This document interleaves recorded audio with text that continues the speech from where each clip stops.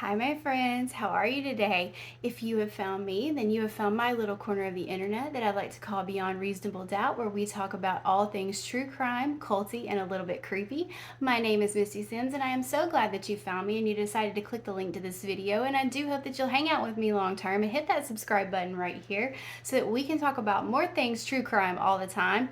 And if you are a returning subscriber, you already know that I love you more than cupcakes with sprinkles. So how are you guys doing this week? I took last week off. It was a busy week for me, so I thought I would take a quick little breather, but I'm back this week with a truly just crazy story. If you haven't heard this story before, you are in for one today. But most of you, I would imagine, if you've been following true crime for a while, you have heard of this one. It is, it's a doozy. But I hope you're having a great week. We got Halloween just around the corner. I know I'm excited. Halloween's one of my favorite holidays, and then that just takes me right into Christmas. And don't worry, I don't skip Thanksgiving. It's just I don't really have Thanksgiving like decor. I have more like Halloween and then Christmas, so I just kind of go into Christmas with the decor, but I'm still going to eat all the turkey and celebrate all the things and be thankful. So no skipping out on that for me. But I hope you guys are having a fantastic week. Great Halloween on the verge coming up. Eat a lot of candy. It's the one time of the year I think that it's fine to do that, right? Besides Valentine's Day and Easter, when you can get away with it. And what is better than November 1st when all that candy goes on sale? So keep that in mind. But today we are talking truly about a true crime case that is creepy. It is a creepy one. It almost sounds unreal. It almost sounds unbelievable. You're going to probably think to yourself, if you haven't heard this, that I am making this up. Unfortunately, I am not. It is not one that is made up. It is true. It has inspired many pop culture pieces of from books to movies to characters in TV series. It's one for the ages. So I keep saying so much because this case makes me uncomfortable, and I think when we go through it, you're gonna see why. If you've heard it before, then you already know it makes you extremely uncomfortable. There's nothing about this that is not just make your skin crawl. That was, yeah, okay. That was a bad one. That was a bad reference there. You'll see what I mean. I do feel like I should give a warning. I should probably do this in all my videos. I should probably give some kind of disclaimer. But in this one, I definitely am. So, warning. What you are about to hear is going to be unsettling and possibly triggering. So if topics such as cannibalism, dismemberment, murder, or anything like that disturb you or make you uncomfortable, now may be the time to click out of this video. Viewer discretion has been advised. All right, kiddos, so today we are talking about the case of Ed Gein. So if you haven't heard of old Ed is a case that, like I said, has inspired many pop culture, just really kind of iconic movies. One particular being the Texas Chainsaw Massacre. I think we've all heard of that one. So it's loosely based on Ed's story, but we can't really talk about that before we actually talk about what Ed's story is. So we are going to peel that onion back now. Much like the warning I said, you know, if this is something that's going to make you uncomfortable, definitely click out of this video, and I will see you at another time when we are a little less Halloween-y creepy here, and we are just talking, you know, straight true crime cases or something like cults. I don't know what that says, if that makes you not uncomfortable talking about those, but I know this one's rough. But yeah, so we're going to peel the onion back today on Ed. As always, please keep it kind in the comments. There are still, I'm certain, family members of victims that are out there that know that their family member was victimized by Ed. So let's be kind in the comments section. They do tend to get spicy sometimes, especially in the shorts, but that's okay. Everybody's opinion is welcome here. Let's just keep it kind, okay? And with all that said, let's get down to business.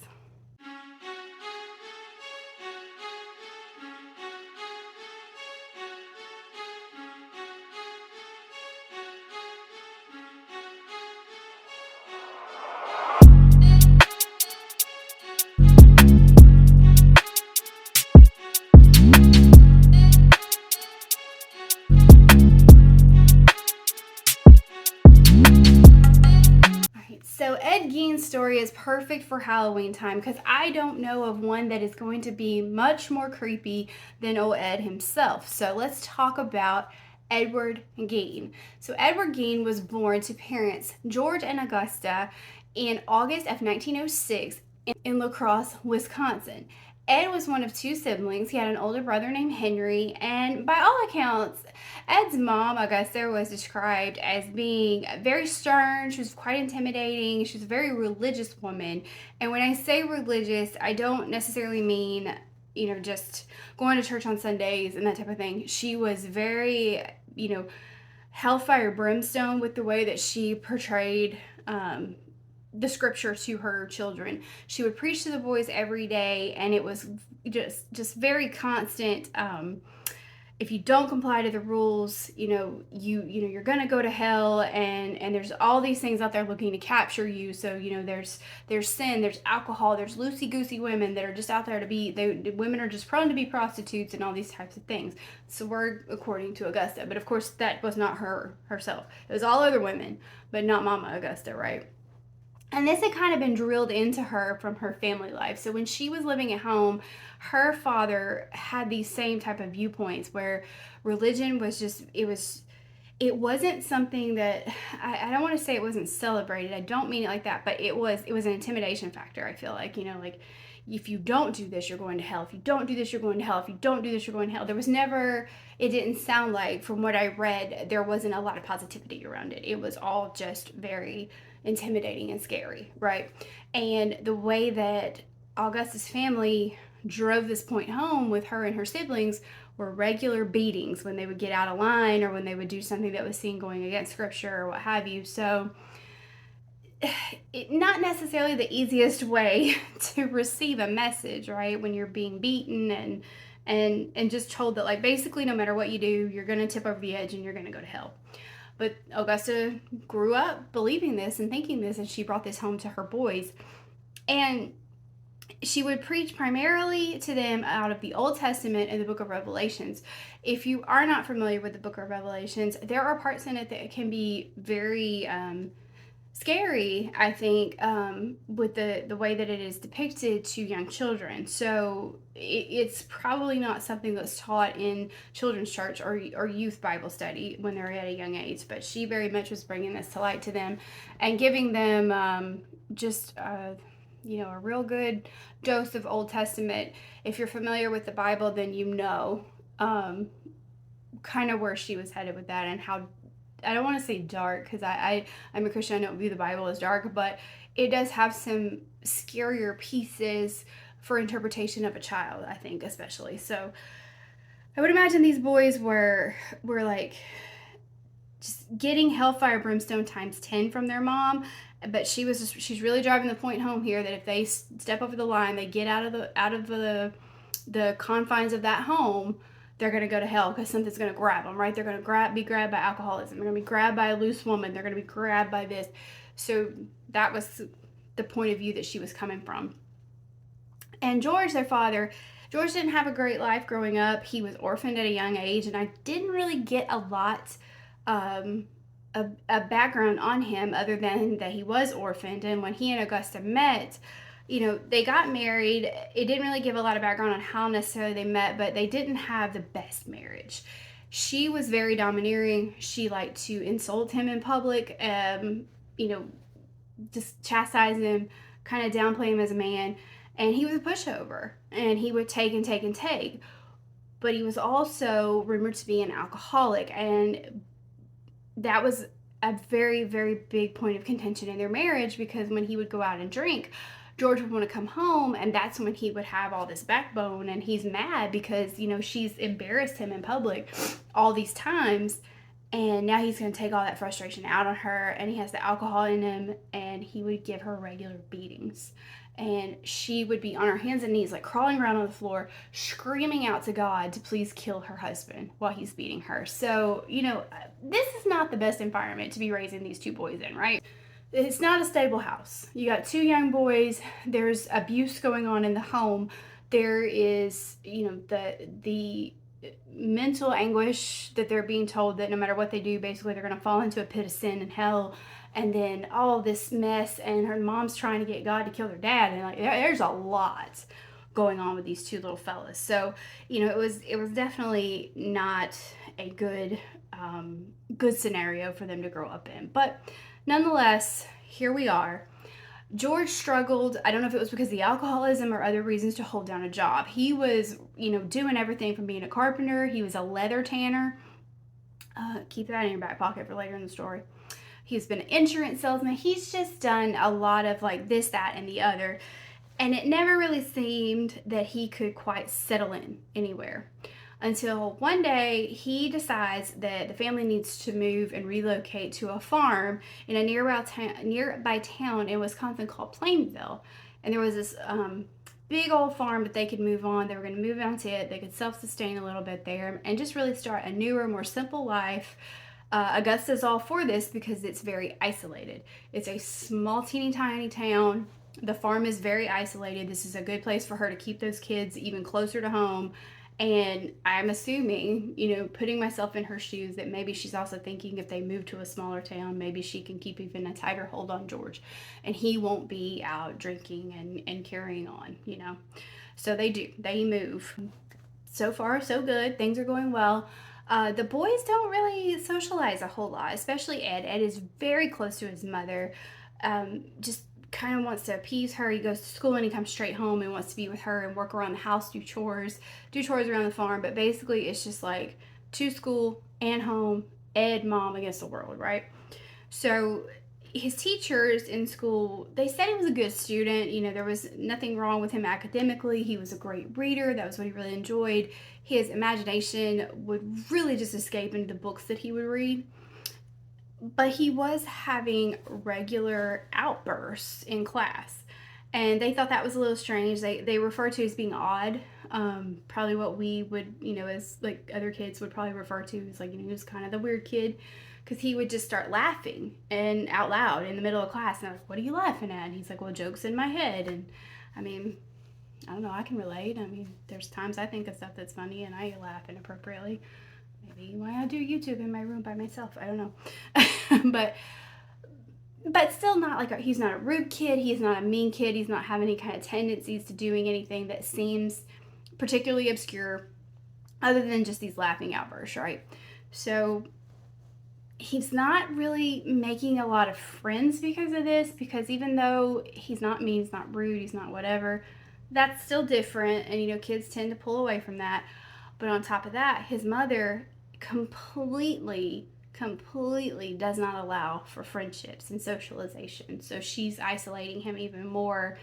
Then he's got this laugh thing going on, and it's kind of sad. I feel like, I mean, I don't have a lot of pity for him by the end, but it's a very sad situation to think of someone being that young, that isolated, escaping into books because they are truly, alone really for their age. So it's that hurt to read that part about him. But things aren't going to get much better for him because in around 1940, his father George passes away.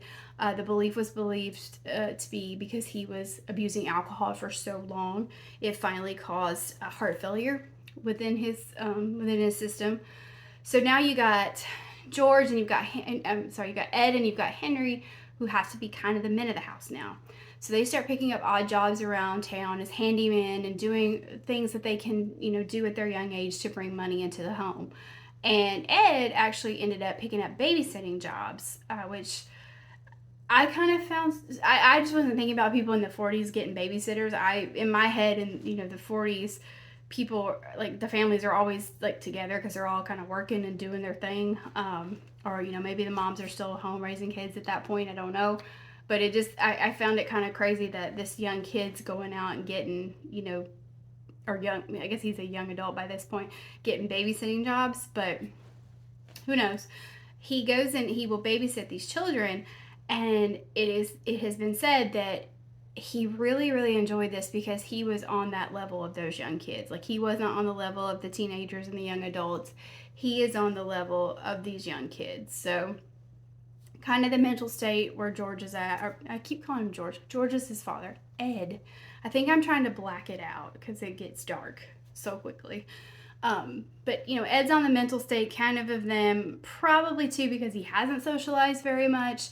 So the less you socialize with people your own age, obviously you're not going to gravitate towards them. And children are very open-minded when they're young and accepting and things like that. So kind of made sense to me. But Ed's brother, he's gonna go ahead and start, you know, dating and doing things. He meets this young lady who is, she's a single mother. I believe she was divorced, and he falls in love with her, has plans to move in with her and marry her and start a family of his own. But he does have concerns about leaving Ed behind because, you know, he's seeing these things, right? He's seeing these tendencies in Ed and worries about him.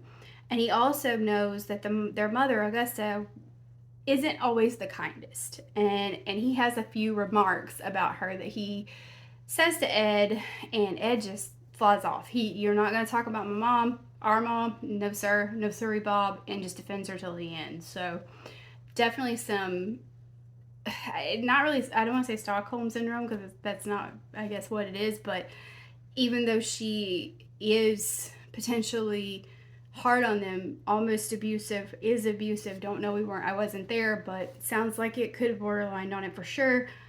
He's very close to her, and this is his comfort. That's his person that he finds safety and security in. So he defends her until the end, and I thought that was, you know, very telling of the state of mind that Ed's in. Henry goes ahead and he moves out, and you know, starts his life with this new young lady that he has met and children. And sadly, you know, even though Ed's relationship with his mom is what we would probably describe today as toxic, it was all he had and all that he, you know, could hold on to. So he stayed and never really started working his way out. And then in 1944, some things would start to change around the house again when Ed was doing a controlled kind of burn at the house. I think he was burning out some kind of like weeds type of thing, which is common if you live in a rural area to do like a burn of like a fence row or something like that. And that's what it sounded like. So he's doing this and it gets out of hand. So the fire department has to come get this under control. Well, about the time that all this happens and things are under control and they're ready to depart, Ed starts saying that he can't find Henry. He doesn't know where Henry is. He's missing. So the local folks around there, they grab up their lanterns and flashlights and things, and they go start looking for Henry. And they find him face down on the ground, deceased. And I saw conflicting things here. Like, it sounds like originally they thought it could have been heart failure, but when they did a closer examination of him, it was believed that he died of smoke inhalation. But the peculiar thing was, and the thing that no one ever questioned, two parts. During the search, Ed led that search party, and they were led straight to where he was. There was no like looking around, really, no searching. It was just straight there. So that was red flag number one, right? Red flag number two, where there were some injuries to his head, and they never seemed to question that in the investigation. It was just like, nope, smoke inhalation, we're done here. So troubling. Nothing was ever tied to Ed that I saw, like for sure, but it does make you wonder if he was taking out some potential aggression on him, especially after he calls out the toxicity of the relationship between Ed and his mother, and Ed gets so defensive. So probably never know, but there you go. So shortly after this whole incident with poor Henry passing away, Augusta suffers a massive stroke, and it leaves her very debilitated. So Ed now has to become her primary caregiver. And sadly, around 1945, she has a second stroke. She goes downhill very, very quickly. Her health deteriorates rapidly, and by December, Ed has to lay his mother to rest because her health has gotten the better of her, and Augusta passes on. Now, it's said that Ed did not take this well, which, speaking from someone who's lost a parent, it is very emotional and very hard, but they said, the locals were rumored to have said that he didn't mourn like what you would think someone would mourn. It was just almost just like over the top, something that was just out of the scenes of, a movie almost, just very different and very like wailing and carrying on, and which I'm in and out on that one. People mourn in their own way, and I don't want to criticize how someone might choose to mourn the loss of anyone. But it does sound like that it may have been, it called attention to itself. Let's put it that way. The way that it was going down very much called attention to him and to this scenario to make people kind of worry. So that was out there. But now here's Ed. He's completely alone in the world at this point, right? He has no mother, no father, and no brother. So he has to go back to the farm on his own. He boards up all the rooms that his mom had been in and keeps them immaculate, pristine. We know we're not going in and out. We're just straightening up on occasion, and keeps them the way that they should be. On the rest of the house where he's at, it's just a pigsty. Like there's trash everywhere. He's not taking care of it. He's living in this one little bitty room by the kitchen, and it's just a mess, And I think that probably is a clue to the mental state and the deterioration of that, because when you stop caring about even your own personal space, that becomes concerning, right? But he's not really social, so no one's seeing this. He starts picking back up to his hobby of reading, which is great. Definitely, reading is power, right? But he starts reading what they referred to as pulp magazines back in the day. And these magazines tended sometimes, and especially the ones that he was centering on, to have a focus on cannibalism and Nazis. And that's probably, unless you're just reading for historical purposes and things like that, probably not the best thing you could be reading. But at the same time, he pulls in all of this interest and just fascination and fixation and just almost obsession over learning about the human anatomy. So you got cannibalism, Nazis, human anatomy, and a guy that's not looking too stable. So it starts to get just a little bit worrisome, So all this is going on. Ed's been visiting like a local tavern on occasion, making some jokes around there. The tavern owner's name was Evelyn. She actually went missing. And Ed starts making jokes, not to worry, she's just at his house, all this kind of stuff. So it kind of seemed like he was trying to put himself out there a little bit more, be a little funny, even though it was inappropriately funny. But he's starting to go around a little bit more. And that leads into, in 1957, around November, a shop owner, a hardware store owner named Bernice Warden, goes missing. Now, Ed had been frequenting this hardware store as well. So when Bernice goes missing that day, her son is notified. He's the deputy sheriff, and he is notified that his mom has been not seen at the store this evening. And it wasn't highly unusual for people to not be frequenting the store around that time, because they were doing what her son Frank was doing, which was out deer hunting. It's deer season, and most of the folks in this small town, they all partake in the hunt. Sounds like this is primarily where they get their meat for the season. So they're all out doing their thing and doing their thing with that. And, Frank's like, okay, well, maybe she just closed up early when he hears she's not there. Obviously it's not a busy time, whatever. But he's going to go by that store and he's going to check on her.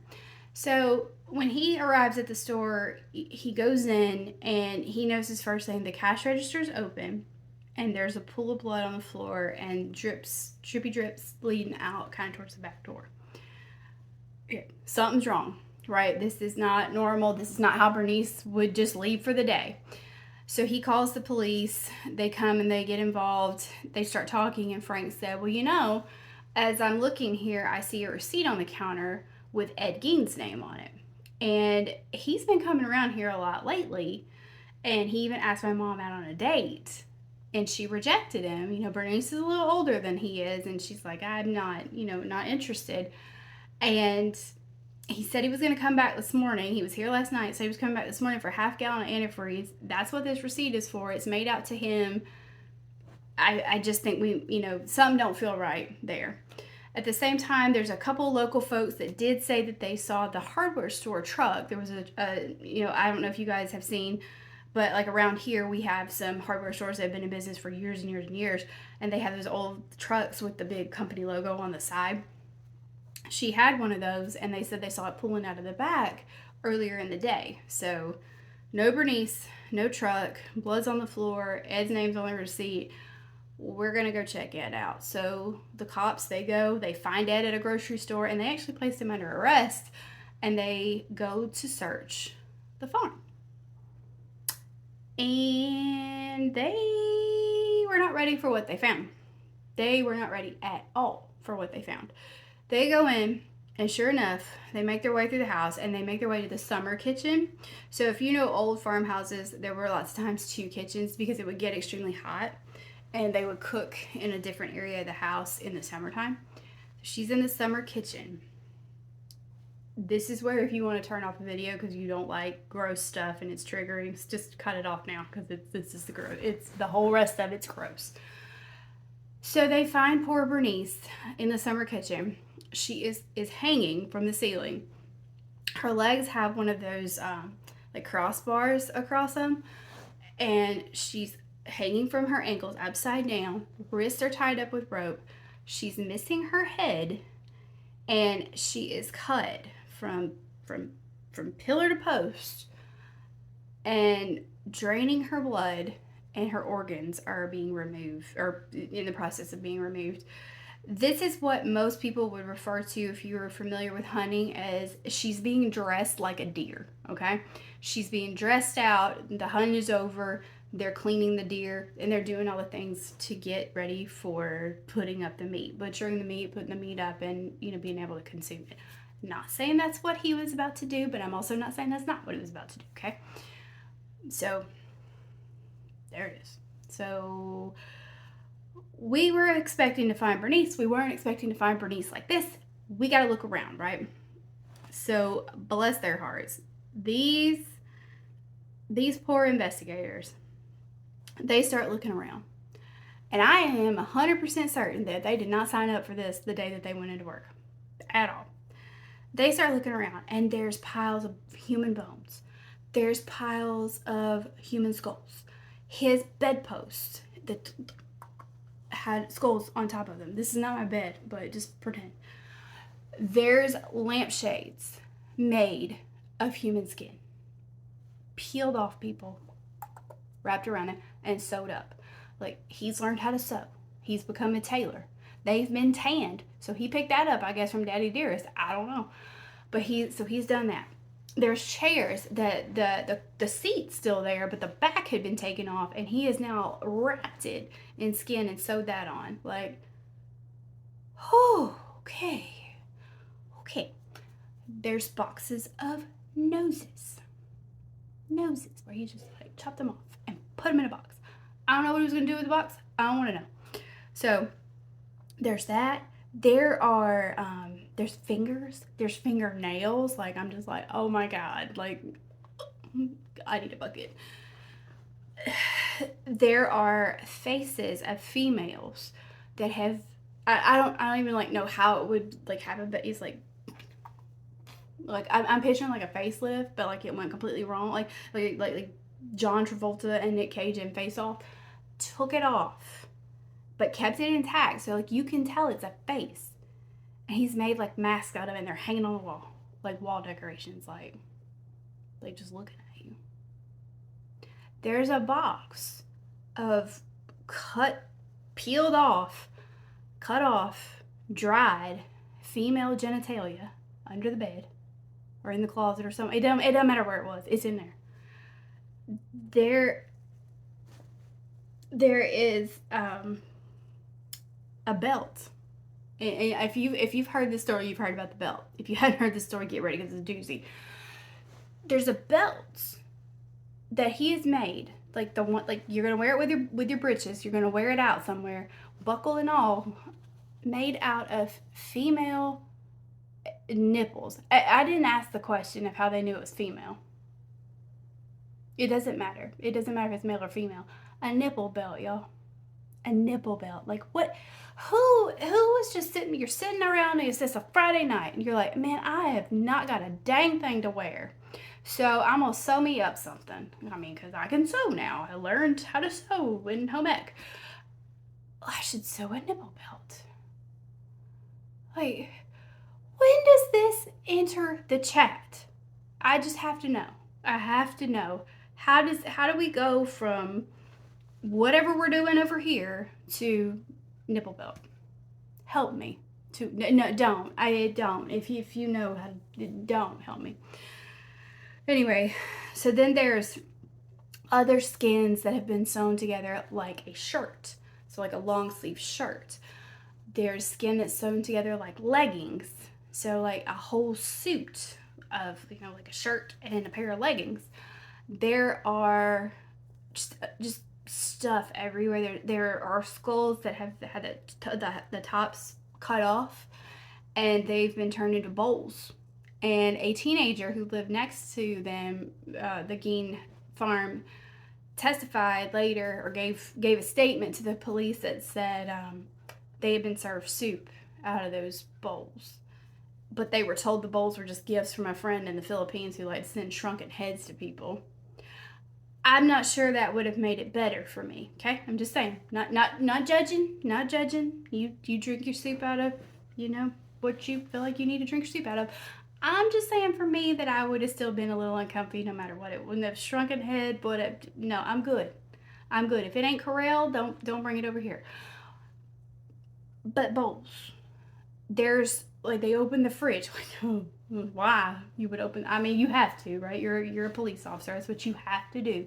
They open the fridge, and in the fridge there's like organs and all this mess. There's a heart on the stove. Well, we ain't gonna ask what he was gonna do with the heart. Okay, we're not even gonna ask. Then they find poor Bernice's head. They find it.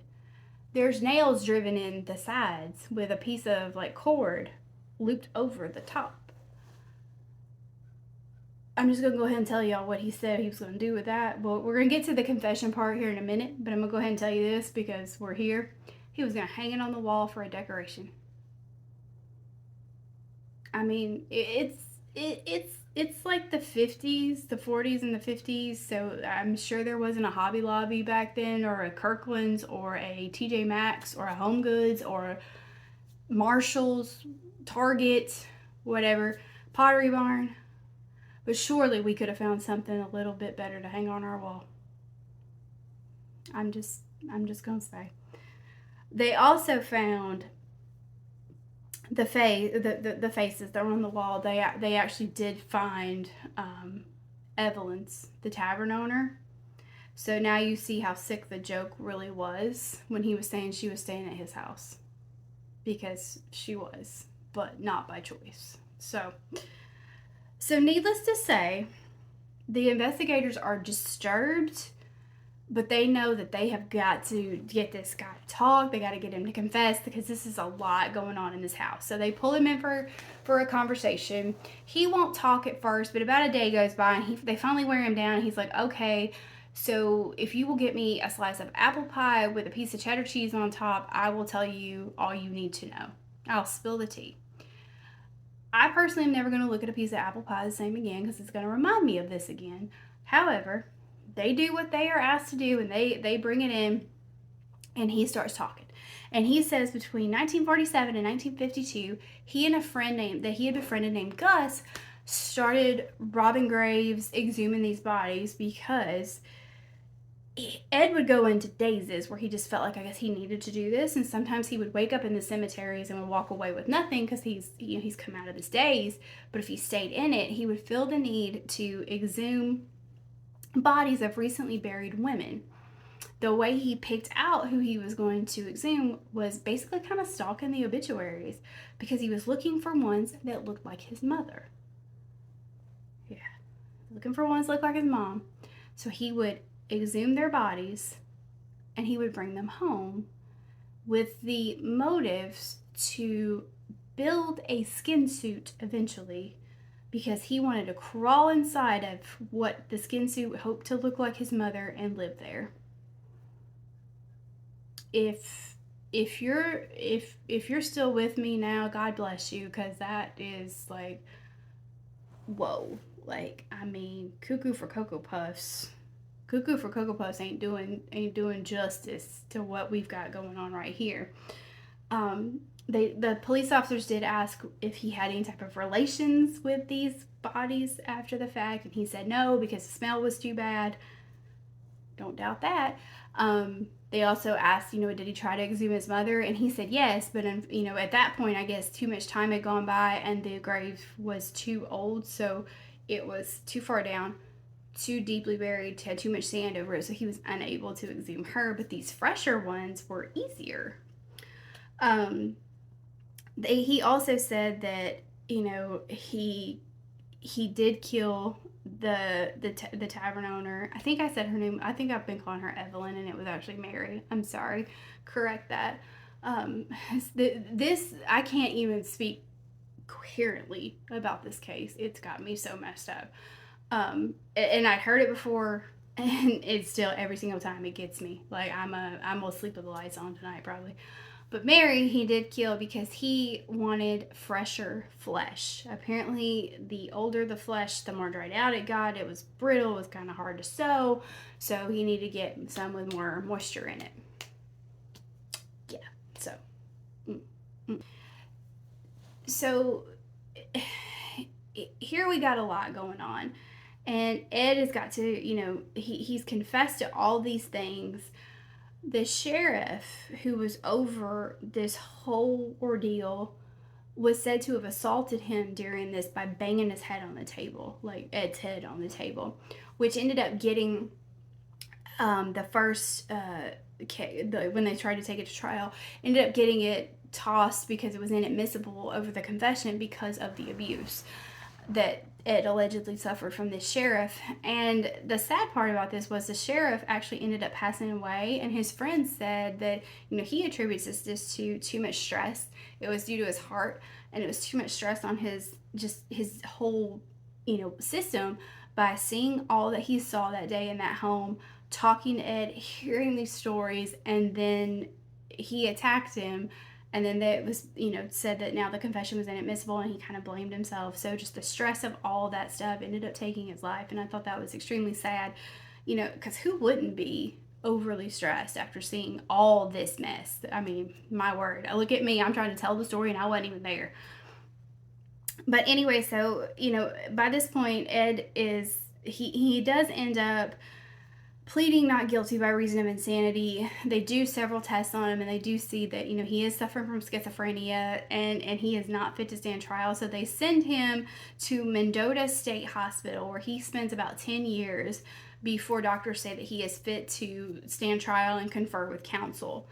At that point, he is put on trial, and he is being only tried for one case of murder at this point. And he talks on the stand and gives his testimony and says that Bernice's murder, which is who he's on trial for, was an accident. That he was loading a gun in her store, and it discharged on accident, and it hit her and killed her. So then, now that she's dead, I guess that was convenient, and he can take her home and do what all he was doing. I don't know how I feel about that one. I mean, he confessed to literally peeling people's faces off and wanting to crawl in a skin suit and live in it. So I don't know why he would lie about Bernice. I mean, maybe because that was the only charge on the table and he thought he could get away with it. Because I'm like, why lie now? I mean, trust me, buddy, like, if you just say you shot somebody, I don't think anybody's going to think that's the end-all, be-all, worst thing you've done when you say you peeled somebody's face off. So, I don't know. But maybe because, he was facing charges on that particular case, he felt the need to say that.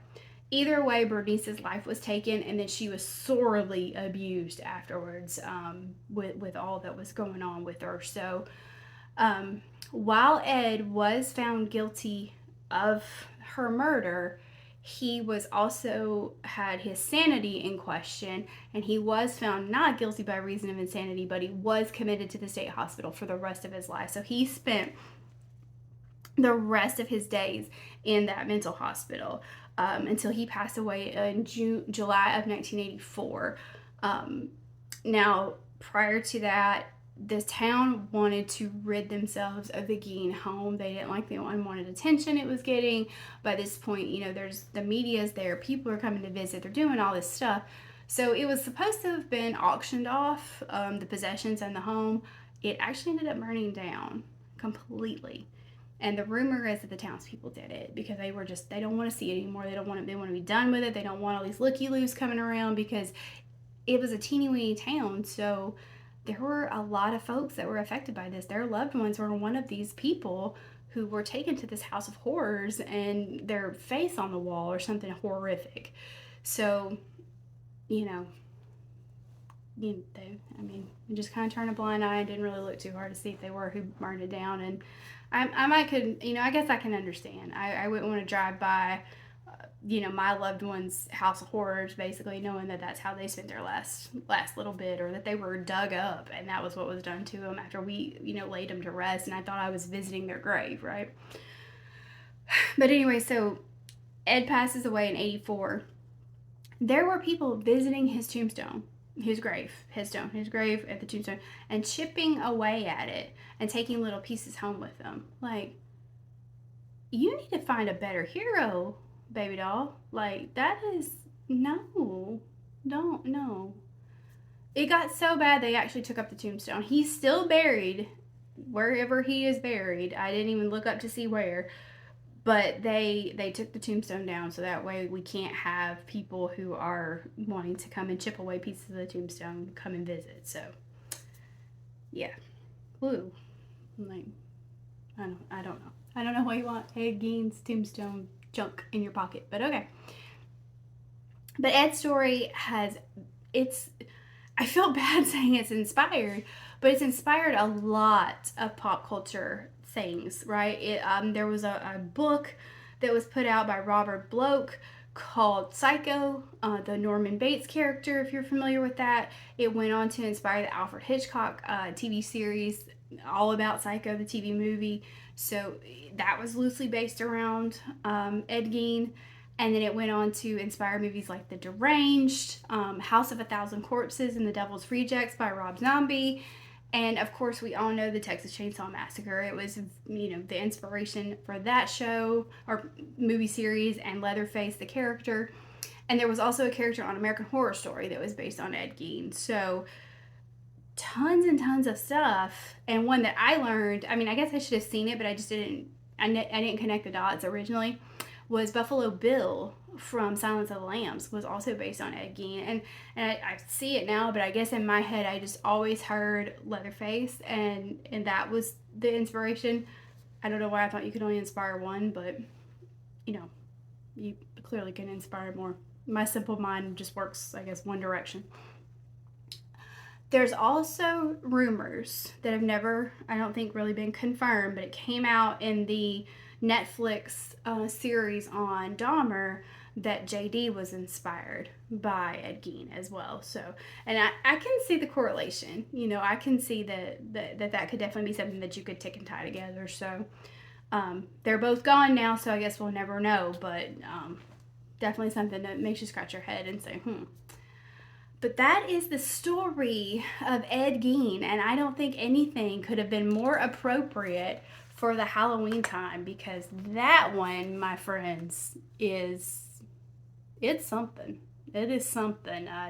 From fingernails all over the house to nipple belts. Like we went a long way there. So I really hope that the families that were affected, I'm assuming, this a lot of this occurred in the 50s. I'm thinking like Frank, Bernice's son, possibly could, I don't know if he could, I guess he could still be around depending on how old he was when he found his mother.